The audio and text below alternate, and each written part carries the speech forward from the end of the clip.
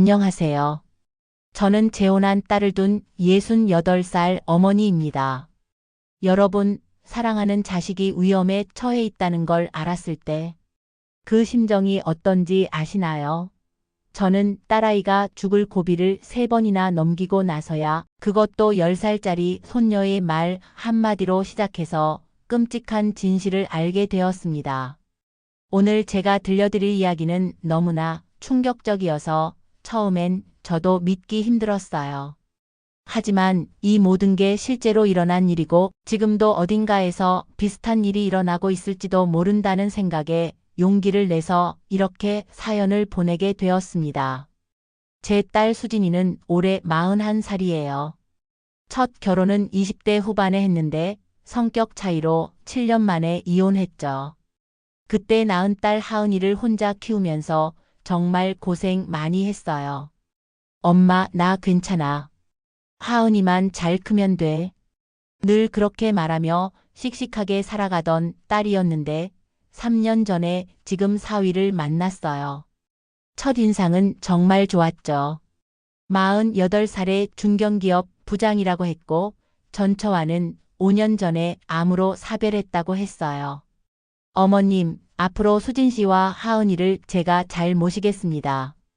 저도 혼자 살면서 가족의 소중함을 많이 느꼈거든요. 얼마나 듬직하게 말하던지 저도 남편도 안심하고 둘의 재혼을 허락했죠. 무엇보다 하은이를 정말 예뻐해 주는 것 같아서 고마웠어요. 결혼식은 조촐하게 가족끼리만 했어요. 양쪽 다 재혼이니까 서로 부담 갖지 말자고 했죠. 수진이는 사위네 집으로 들어가 살게 되었는데 규모가 꽤 큰 주택이더라고요. 엄마, 정연 씨가 정말 잘해줘. 하은이한테도 잘하고. 이번엔 정말 행복하게 살 수 있을 것 같아. 재혼 후 몇 개월 동안은 정말 아무 문제가 없어 보였어요. 수진이도 행복해 보였고 하은이도 새아빠를 잘 따랐죠. 명절이나 제 생일 때도 빠짐없이 찾아왔고요. 그런데 이상한 조짐이 보이기 시작한 건 재혼한 지 1년쯤 지났을 때였어요. 수진이가 부쩍 살이 빠지고 얼굴이 창백해지더라고요. 수진아, 너 어디 아픈 거 아니니? 얼굴이 왜 이렇게 안 좋아? 아니에요, 엄마. 그냥 요즘 회사 일이 좀 많아서 피곤한가 봐요. 걱정 마세요. 그땐 정말 그런가 보다 했죠. 40대에 직장 생활하면서 집안일까지 하면 힘들 수 있으니까요. 그런데 점점 더 이상해졌어요. 가끔 전화 통화를 할 때도 목소리에 힘이 없고 말끝을 흐리는 경우가 많았죠. 그러던 어느 날이었어요. 하은이 학예회가 있어서 수진이네 집에 갔다가 하루 자고 오게 되었는데 그날 밤 하은이가 제 방으로 조용히 찾아왔어요. 할머니 자요? 아니, 안 잤어. 우리 하은이 왜 안 자고 왔어? 할머니, 저 엄마 때문에 걱정돼요. 10살짜리 아이가 엄마를 걱정한다는 말에 가슴이 덜컥 내려앉았죠. 하은이를 품에 안고 물었어요. 왜? 엄마가 왜 걱정돼? 엄마가요. 이상한 약을 먹어요. 검은 봉지에 담긴 약이요. 순간 머릿속이 하얘졌어요. 이상한 약이라니? 하은아, 그게 무슨 말이야? 언제 봤어?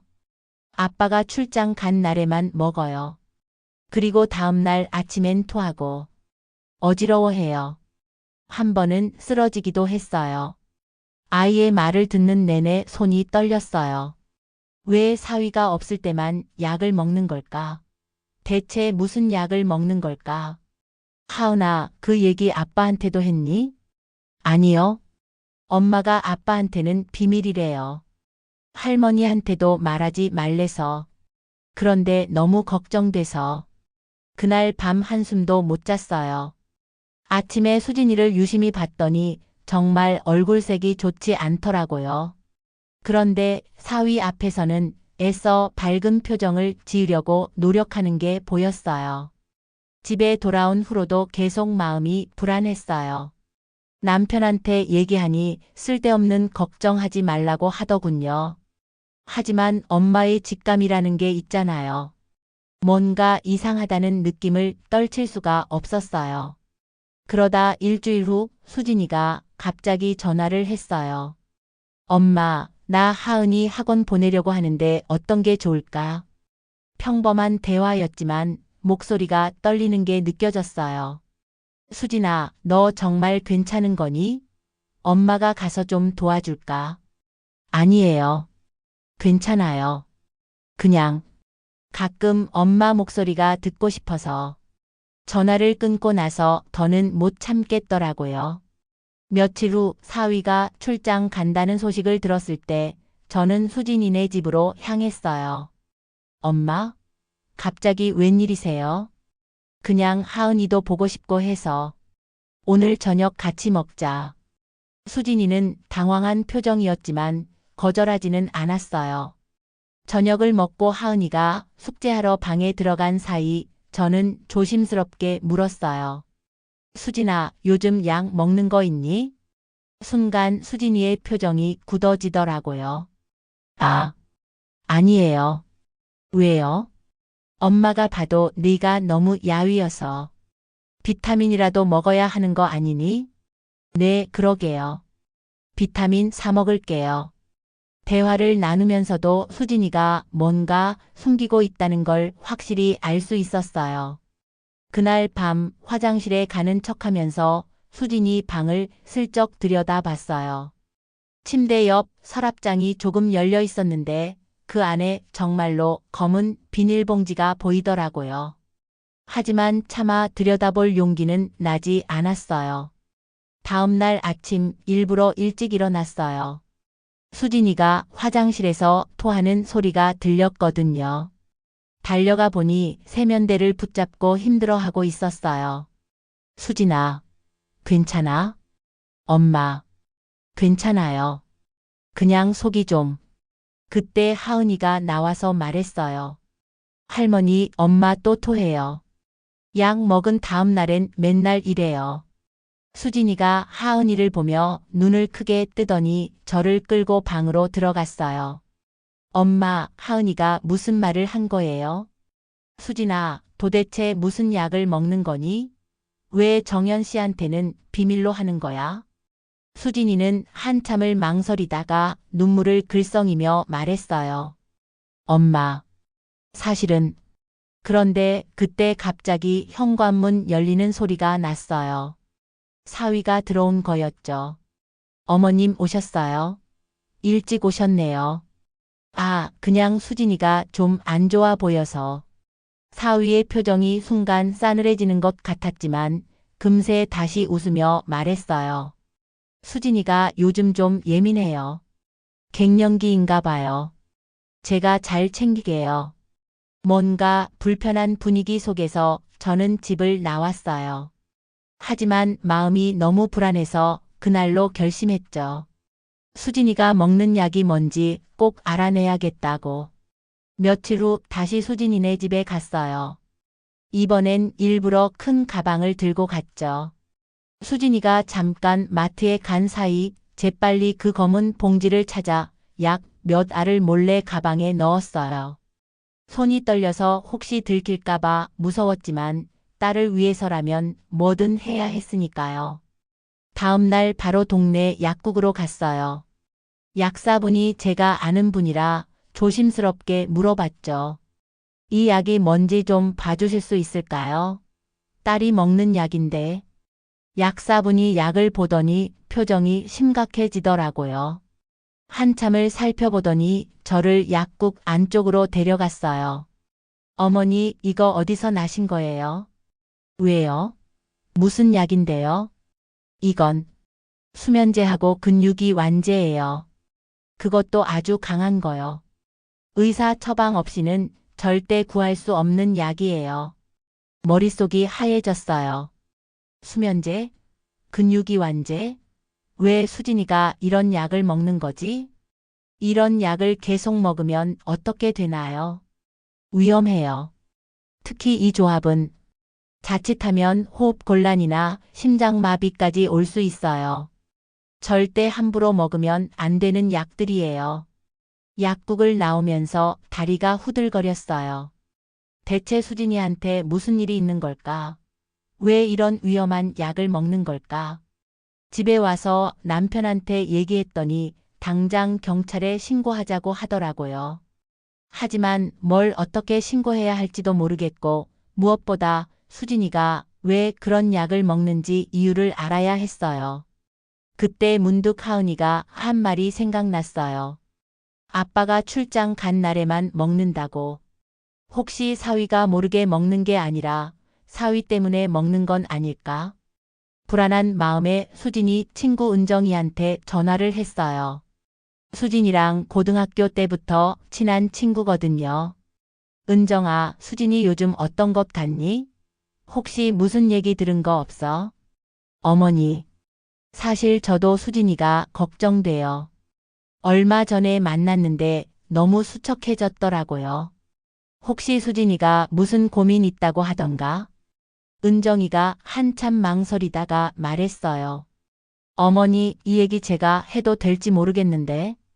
사실 수진이가 재혼하기 전에. 응, 말해봐. 무슨 일이 있었니? 수진이가 재혼하기 몇 달 전에 끔찍한 일을 당했었어요.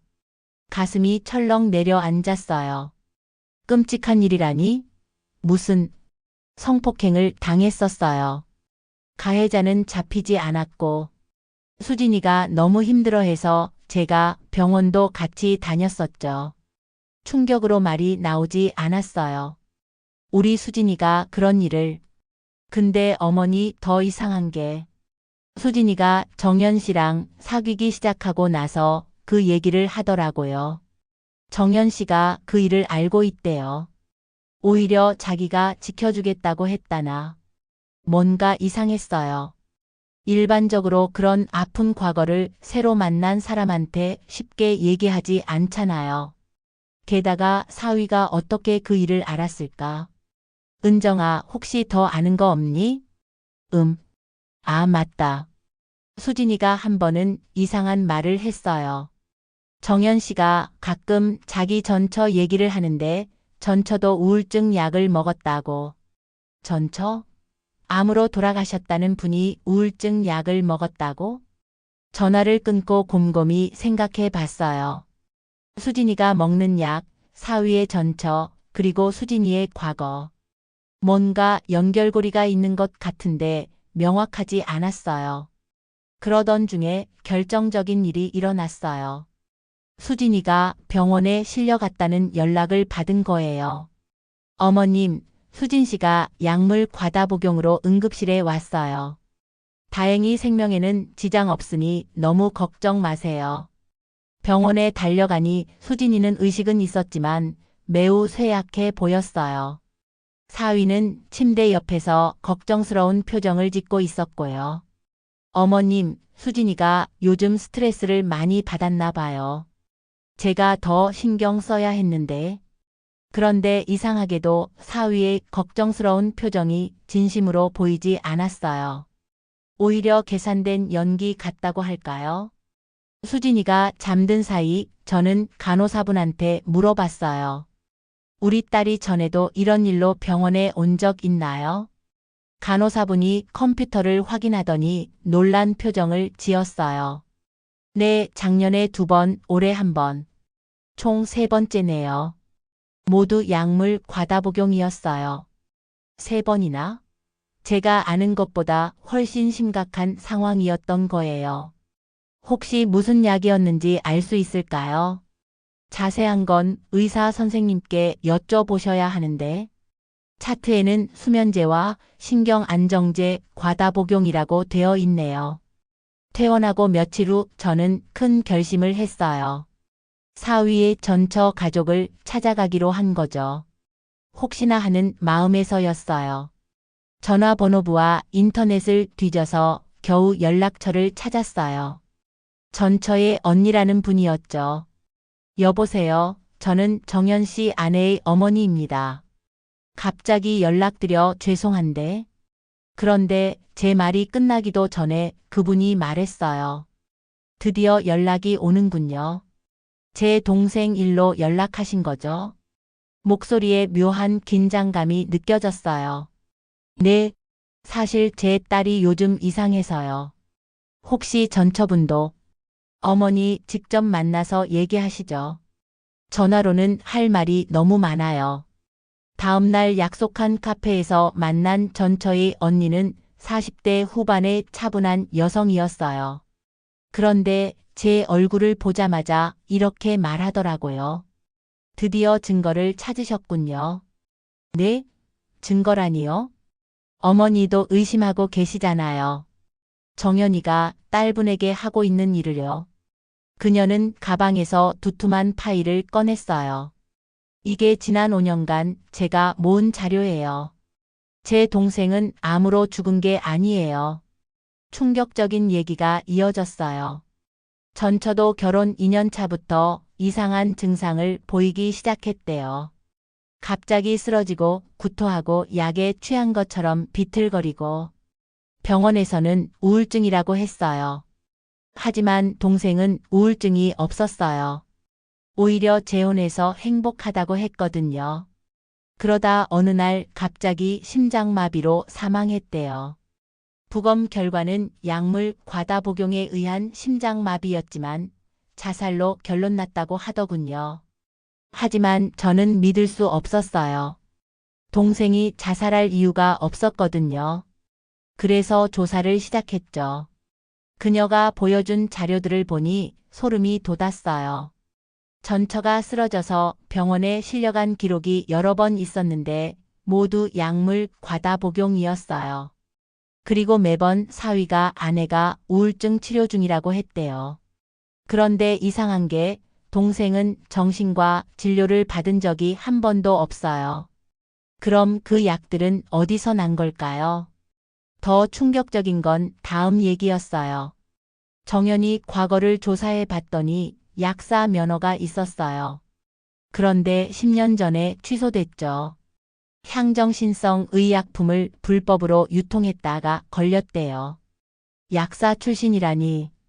그럼 그 약들을 구하는 것도 용량을 조절하는 것도 가능했겠네요. 그리고 더 무서운 게 동생이 죽기 전에 생명보험을 5개나 들었어요. 수익자는 당연히 정연이고요. 보험금만 10억이 넘었죠. 이제 모든 퍼즐이 맞춰지는 것 같았어요. 사위는 돈을 위해 전처를 죽였고 이제 우리 수진이한테도 같은 짓을 하려는 거였어요. 어머니, 제가 5년 동안 증거를 모았지만 경찰은 움직이지 않았어요. 이미 자살로 종결된 사건이라고요. 하지만 이번엔 다를 거예요. 어머니 딸은 아직 살아있으니까요. 집에 돌아와서 남편과 긴급 가족 회의를 했어요. 수진이를 어떻게든 구해야 했으니까요. 당장 경찰에 신고하자. 이건 살인미수야. 여보, 잠깐만요. 증거가 더 필요해요. 저 사람이 약사 출신이면 빠져나갈 구멍을 다 만들어 놨을 거예요. 우리는 신중하게 계획을 세웠어요. 먼저 수진이를 안전한 곳으로 피신시키고 그동안의 모든 증거를 모아서 경찰에 신고하기로 했죠. 다음 날 수진이한테 전화했어요. 수진아, 엄마가 건강검진 받으러 가는데 같이 가지 않을래? 너도 검사 좀 받아봐. 엄마, 전 괜찮은데. 제발 엄마 말 좀 들어. 내가 쓰러진 게 한두 번이 아니잖아.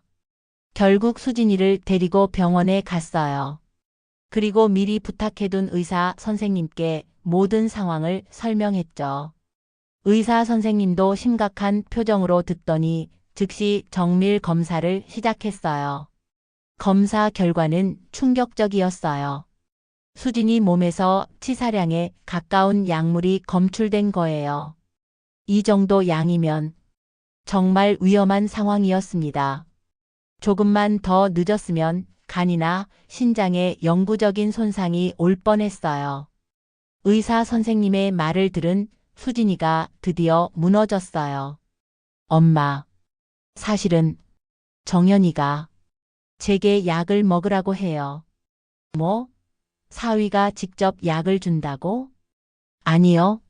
직접 주지는 않아요. 하지만 제가 안 먹으면 하은이한테 수진이는 울면서 모든 걸 털어놨어요. 사위가 처음엔 불면증 치료약이라며 약을 줬대요. 그런데 점점 이상해지니까 안 먹으려고 했더니 하은이를 데리고 외국으로 가버리겠다고 협박했다는 거예요. 그리고 제가 재혼 전에 당한 그 일, 정연이가 다 알아요. 그걸로 저를 협박해요. 법원에 가서 제가 정신적으로 문제가 있다고 증언하겠대요. 더 충격적인 사실도 있었어요. 그 성폭행 사건의 가해자가 사위와 아는 사이였대요. 아니, 어쩌면 사위가 계획한 일일 수도 있다는 의심이 들었죠. 엄마, 저 정말 무서워요. 정연이가 가끔 전처 얘기를 하는데 그 여자도 결국 내 말을 들었어라고. 무슨 뜻인지 아시겠죠? 더는 지체할 수 없었어요. 우리는 즉시 경찰서로 향했고 전처 언니가 모은 자료와 함께 모든 걸 신고했어요. 경찰이 수사를 시작하자 더 충격적인 사실들이 드러났어요. 사위가 운영하는 요양원에서도 비슷한 일이 있었던 거예요. 거액의 재산을 가진 독거노인 3명이 비슷한 증상으로 사망했는데 모두 사위가 직접 관리하던 환자들이었어요. 그리고 놀랍게도 그들의 재산 일부가 사위에게 기부되어 있었죠. 이건 연쇄살인 사건입니다. 수법이 너무나 치밀해서 지금까지 드러나지 않았던 거예요. 결국 사위는 긴급 체포되었고 집과 사무실을 압수수색한 결과 더 많은 증거가 나왔어요. 불법 약물들, 위조 처방전, 그리고 놀랍게도 완벽한 살인이라는 제목의 노트까지. 재판이 시작되었고 전처 사망 사건도 재수사가 시작되었어요. 수진이는 이제야 안도의 한숨을 쉬었죠. 엄마, 정말 고마워요. 엄마가 아니었으면 저도 언니처럼 되었을 거예요. 전처 언니도 눈물을 흘리며 말했어요. 5년 만에 드디어 동생의 억울함을 풀 수 있게 됐어요. 정말 감사합니다. 재판 결과 사위는 살인 및 살인미수 혐의로 무기징역을 선고받았어요. 요양원 사건까지 합쳐서 여러 건의 살인이 인정된 거죠.